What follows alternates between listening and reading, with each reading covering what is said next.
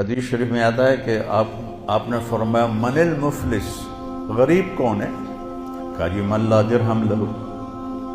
جس کے پاس پیسے نہ ہوگا نہیں۔ المفلس من امتی من یاتی یوم القیامہ بالحسنات امثال الجبال، سب سے غریب آدمی میری امت کا وہ ہے جو قیامت کے دن لائے گا نیکیاں پہاڑوں کی طرح،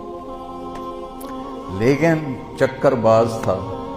اس کا مال لوٹا، اس کا مال لوٹا، اس کے پیسے دبائے، اس کی زمین پہ قبضہ کیا، اس کی زمین پہ قبضہ کیا، قبضہ مافیا پورے چاروں صوبوں میں کام کر رہا ہے، تو ان زمینوں پہ قبضے کیے، پٹواری حاضر